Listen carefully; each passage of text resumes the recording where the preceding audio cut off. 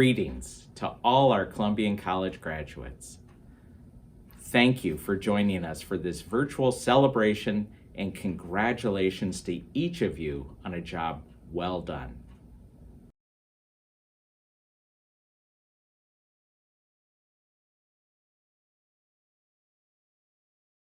Let me begin by saying that I hope you and your loved ones are safe and healthy.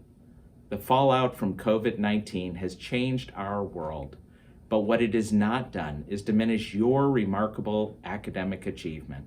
You've worked hard to get to where you are today, and I'm confident that once we regain a semblance of normalcy, you will have every opportunity to pursue your passion and make your mark on the world. Your graduation captures a moment in time, representing all that you've accomplished as a student. It is now your turn to confer knowledge, to advance your field, and to move the frontiers of knowledge. Today marks an endpoint, but it's also a new beginning. You may not realize it right now, but what you've experienced, the knowledge you've acquired, the analytical reasoning and critical thinking skills you've picked up along the way, and yes, even what you're experiencing in this uncertain environment will resonate throughout your personal and professional lives. What happens next is now up to you. How will you take what you've learned and experienced to make a meaningful impact in the communities and the world beyond? There are 3 traits that I believe will carry you far in your journey. The first is resilience. You are no stranger to challenges. You've taken demanding courses, written difficult papers graded by exacting faculty, been involved in arduous research projects, and made class presentations that have pushed you out of your comfort zone. This past semester, you've managed to pivot on a dime to overcome the challenges of remote learning and the stress of pandemic to complete your degree. You are here today because your resilience has enabled you to prevail. Be confident in that strength. Resilience in the face of difficulty will take you a long way on your journey to have a successful and satisfying life, both professionally and personally. The second trait that I believe is critical in the context of this moment is innovation. GW students are defined by innovation. You have the creative instinct to be problem solvers. You've written musical compositions and cracked computer codes. You've solved complex policy puzzles and looked deeply into cells and stars to explore scientific mysteries. And you've offered new insights on our evolutionary past, our political present, and our environmental future. Our alumni are reflective of this innovative and creative spirit. They've directed award-winning movies, launched billion-dollar tech companies, started nonprofit foundations, and created pathways to sustainable futures.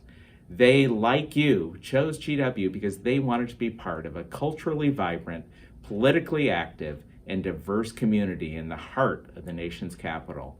They, like you, chose to embrace challenge and find innovative ways to impact lives and create positive change. The third and final trait I want to underscore today is compassion, the ability to empathize and be mindful and caring of others. You came here because you wanted to be part of something that was bigger than yourself. You wanted to make a difference in the world around you. I've heard recently stories about students and alumni who, in the wake of COVID-19, are running food banks, managing community efforts to make and distribute face masks, and volunteering on the front lines to assist EMTs. I love hearing these stories, and I'm proud to say I'm not surprised by them. This is what being a GW student is all about.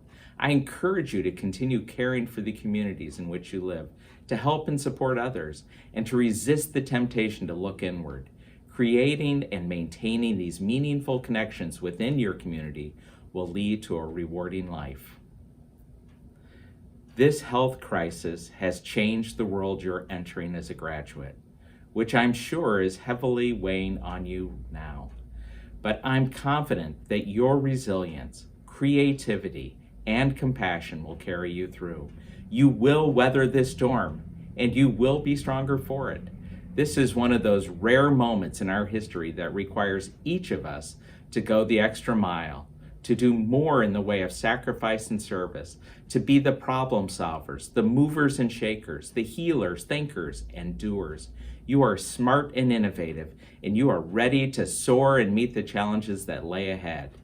It's important to remain agile, to continue to adapt, to navigate through every disappointment and build upon every success.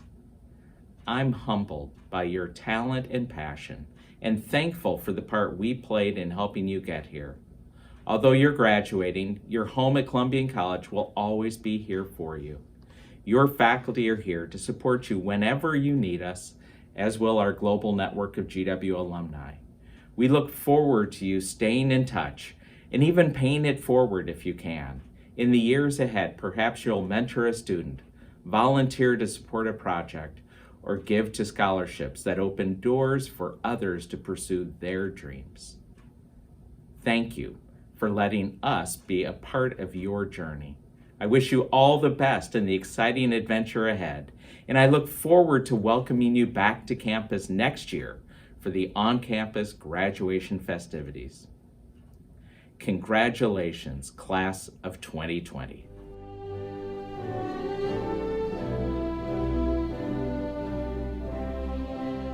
Before moving on to our keynote speaker, I'd now like to recognize this year's undergraduate faculty award winners. The Robert W. Kenney Prize for Innovation in Teaching of Introductory Courses goes to Associate Professor of Organizational Sciences and of Psychology, David Costanza, and to Robin Alva Marcus, a teaching instructor in the University Writing Program. The Kenney Prize is awarded to faculty members who have shown innovation, creativity, and originality in teaching an introductory course in the arts and sciences.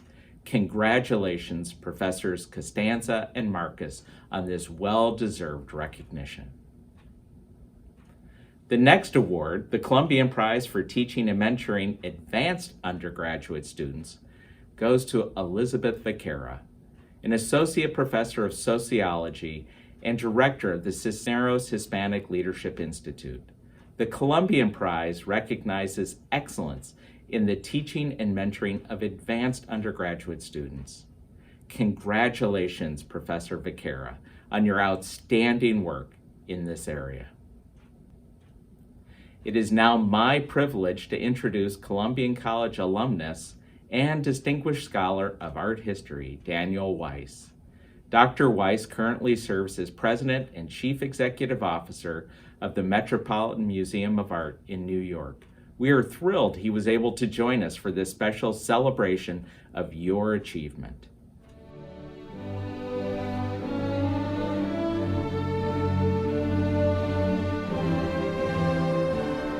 It is a pleasure to be here with you today to celebrate your graduation from college. I join your family, your friends, the faculty at GW, the administration, and your fellow alumni in honoring this moment and celebrating with you. I'm quite sure it was not in your plan that you would spend this moment at home celebrating this great milestone in your lives, maybe even in your pajamas. This is a remarkable moment in the history of the world, and it is a major milestone in your lives. And both are important. And what I'd like to do in just a few moments is to think about that with you, to reflect a little bit on what it means to be graduating from college at this moment in the history, a remarkable moment in the history of the world. So what does it mean to be graduating in the middle of the great pandemic of 2020? What can we understand and learn from this experience? Well, first of all, I think for the first time in our lifetimes, in a very, very long time, the entire world is more or less aligned around a single problem. We're not working against each other. We're not in competition around what it is that one nation can do against another. But all of us are trying to learn how we can conquer this virus and try to restore the world to some sense of normalcy. And for the first time, and hopefully it will endure, we can work together around the world to solve a problem of massive proportions. So that's one thing we might reflect on from this experience. Another is that we're learning something new about what it means to be interconnected. It's one thing to share the internet or to have a kind of global commitment to commerce, But in fact, what we're learning from this pandemic is we're all connected to each other. In fact, we are all physically connected to each other. That this pandemic, which runs through the world, began with one person and is now all over the world. So we learned something about our dependence on one another and how we need to work together in order to create solutions and build a better world.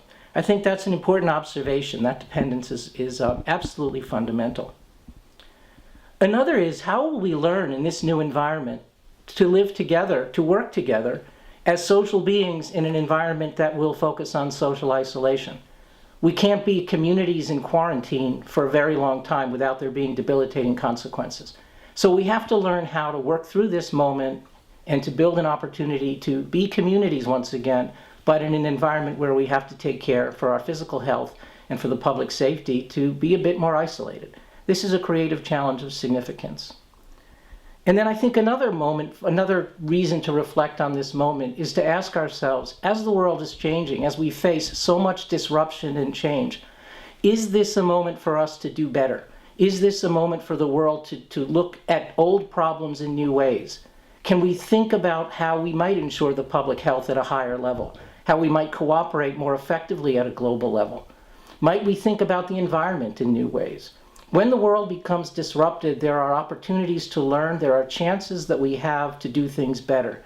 So I think beyond reflecting on what a challenge this is and how unfortunate it is that all of us are sitting at home celebrating your graduation in this way, it is also a moment to do things differently. And you have an opportunity, in some ways an unprecedented opportunity, really to change the world. And I would invite you to think about that, because it's right in front of you. Your time at GW has helped you in various ways, I think, to be more effective and more prepared to do that kind of work. First of all, they've taught you how to listen. As a student, you are in some ways professional listeners, learning how, as it were, to learn. We don't learn so much in college that is what's important. It's that we learn how to learn, giving us an opportunity to do better. And when we leave college, we're equipped with the skills and the experiences to be nimble learners, to be able to navigate in a world that's changing very quickly. So as you look to the future, think about what you've learned at GW, what skills that you've developed, and how you can deploy them to make a difference in a world that's changing right before your eyes.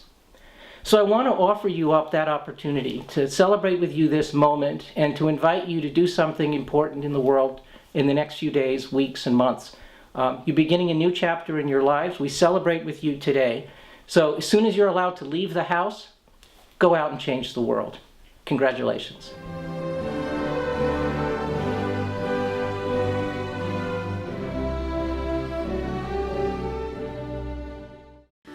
Class of 2020. First, I want to take a moment and thank those of you who nominated me to share a few words with you and your families on this very, very special day. I know circumstances have prevented us from celebrating in person, but I hope the next few minutes are filled with a bit of love, laughter, and light.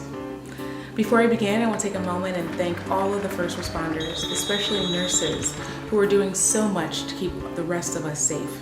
Thank you for your dedication and your courage. My name is Imani Cheers, and I'm an Associate Professor of Digital Storytelling in the School of Media and Public Affairs. This is my 6th year on faculty at GW, and many of my students know that I'm not one to mince words or waste time. So, today I'm going to talk to you about plans. I am a natural planner. Everything from my senior capstone course curriculum, my son Isaiah's birthday parties, family vacations in the Caribbean, international reporting trips, or Sunday dinners with my mentees. I love the structure of plans. I know many of you had plans coming into this new decade and a new chapter of your lives, whether it be turning spring internships into summer jobs or trying a new brunch spot with your friends. This was a very, very, very, very exciting semester. I too was eager to host my annual graduation celebration, Cheers with Dr. Cheers, and Isaiah was looking forward to soccer games at University Yard. My grandmother always tells me, if you want to make God laugh, make plans. She stresses to me the importance of being flexible and pliable. With 92 years of lived experiences, she knows that sometimes plans don't work out as expected. So, I've had to adapt a couple of principles on my path, and I want to share a few of those with you today. Number one, stay ready. As one of my all-time favorite actors and the king of Instagram, Will Smith, once said, if you stay ready, you ain't got to get ready. Now, this is not necessarily referring to hoarding toilet paper or Clorox wipes, but what I mean is staying prepared. You are all here because of perseverance, and because it's only appropriate that I quote another cliche, I'll share with you my other favorite mantra. Proper preparation prevents a poor performance. In these terrifying and uncertain times, traditional rules don't apply anymore. Now is the time to be even more creative in your thinking, even more bold in your aspirations. You are at the beginning of such an exciting time in your lives that I want to assure you that through perseverance and preparation, you will be successful. That success won't happen in the amount of time it takes to make a TikTok video for a post to go viral, but if you keep pushing and allow yourself the grace to make mistakes and change course when needed, I assure you, you will achieve and reach your goals. Number two, stay informed. As a professor of media, I can tell you that the volume of information you have access to today is unprecedented, unwieldy, and also unreliable. Understanding how to take all of the onslaughts of information that you receive throughout the day and filter it into something that is useful and true is a life lesson and skill that you will have to develop to be an informed member of your communities. So, be critical of the information that comes across your social media feeds.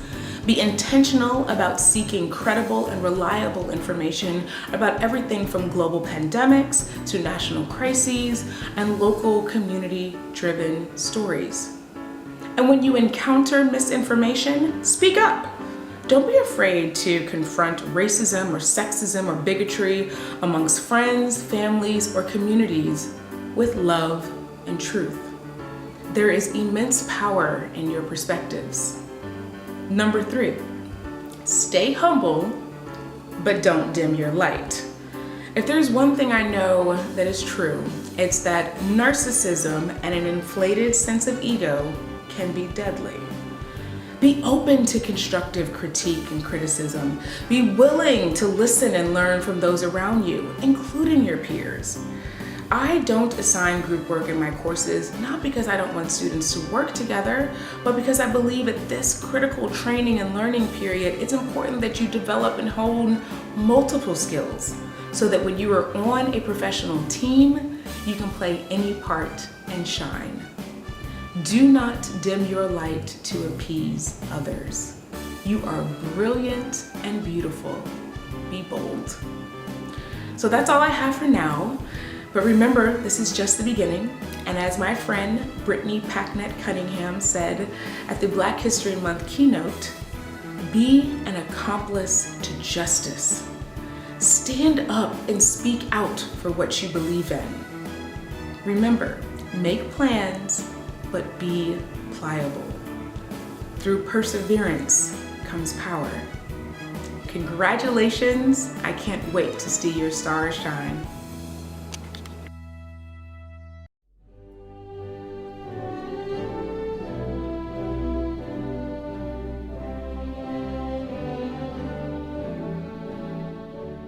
Hey, class of 2020 and all the friends, family, professors, and GW staff here today. I'm truly humbled to have the opportunity to speak with you all, albeit from my basement, as we finish college in truly novel circumstances and try to navigate the complexity of our current situation. To put it bluntly, this is weird. It's upsetting, it's painful, frustrating, and sad.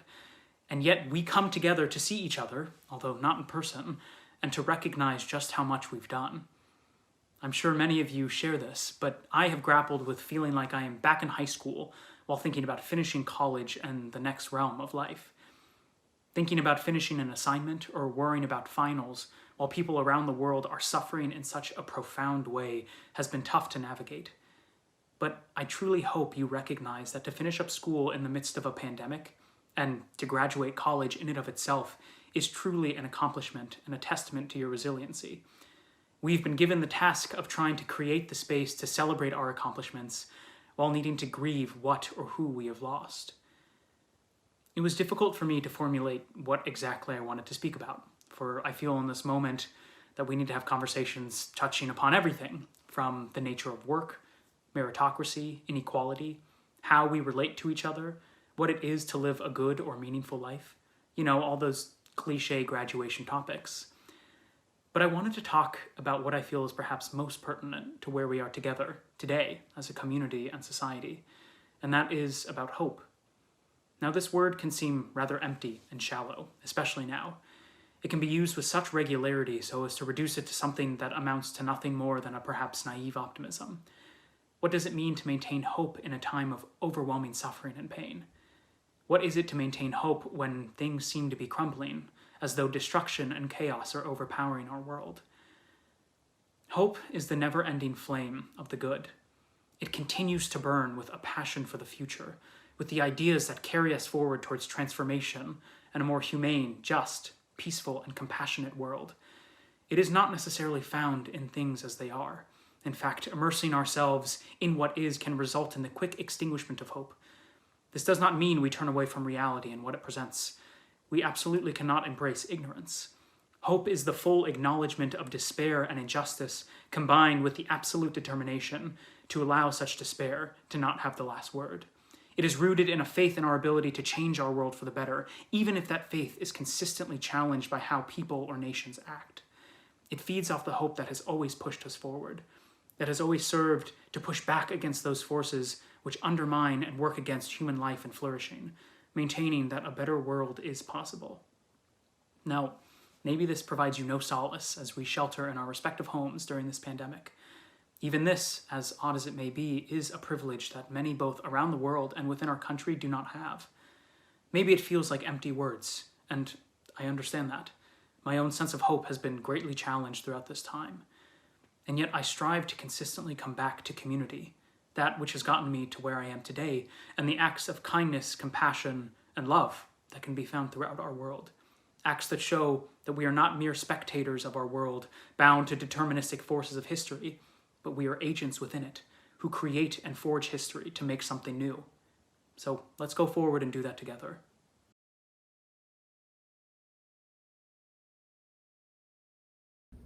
I'm pleased to present the class of 2020.